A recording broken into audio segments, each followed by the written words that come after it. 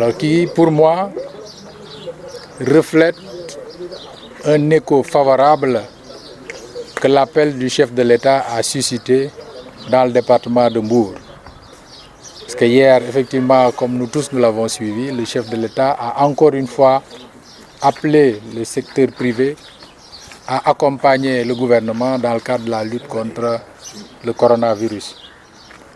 En débloquant 10 millions de francs CFA destinés au compte de force Covid-19, alors M. Sy s'est illustré de fort belle manière. Et cette contribution, au même titre que celle des autres donateurs, va effectivement permettre au gouvernement, en tout cas, de renforcer les mesures prises pour lutter efficacement contre cette maladie. Alors, il ne s'est pas arrêté à ce geste. Il a également accompagné le comité départemental de gestion des épidémies en mettant à sa disposition 5 tonnes de riz et 500 kilos de sucre.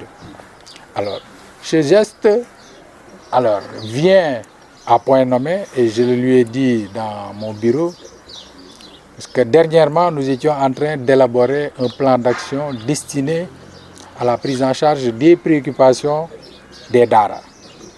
Alors, nous étions à court de moyens parce qu'il est clair que pour que ces Dara continuent à rester dans ces Dara et ne plus, en tout cas, pratiquer la mendicité de subsistance, il fallait les accompagner. Donc ces denrées alimentaires nous permettront en tout cas de soulager un tant soit peu ces Dara. En Suisse, bien entendu, des autres actions que le comité a entreprises pour notamment faciliter aux maîtres coraniques qui le souhaitent le retour des enfants. Alors je voudrais en tout cas, au nom du département de Mbour, mais au nom également des plus hautes autorités de ce pays, remercier du fond du cœur M. El Hadj Omar Sy pour ce geste de portée humanitaire. Et cela, en tout cas, rejoint ce qui est toujours préconisé dans le cadre de la responsabilité sociétale d'entreprise.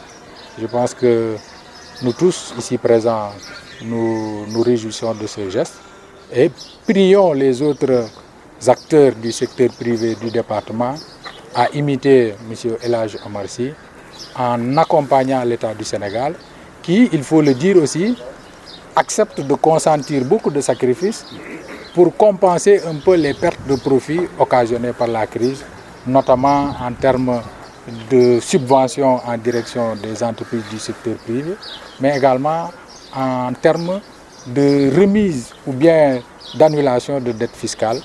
Je pense que tout cela, donc réuni, nous permettra en tout cas de réussir l'objectif qui est l'objectif aujourd'hui commun, c'est-à-dire faire en sorte que le peuple sénégalais ne souffre pas trop gravement, en tout cas, des conséquences de cette crise. Et je voudrais, pour finir, en tout cas, réitérer l'appel des hautes autorités de ce pays en direction des populations pour qu'elles s'approprient davantage les gestes barrières, mais également respecter les mesures édictées par les autorités et qui vont dans le sens, en tout cas, de limiter au mieux la propagation de cette maladie. En tout cas, à ce stade, ce que je peux dire à ce propos, c'est que nous avons été saisis officiellement par le ministre en charge du développement communautaire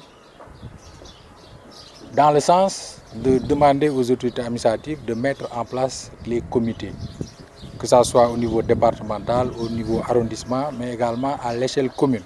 Donc cela veut dire qu'en tout cas, le département de Mbour fait partie des départements qui vont bénéficier de cet appui alimentaire qui devrait en tout cas contribuer à soulager nos compatriotes qui sont dans le besoin.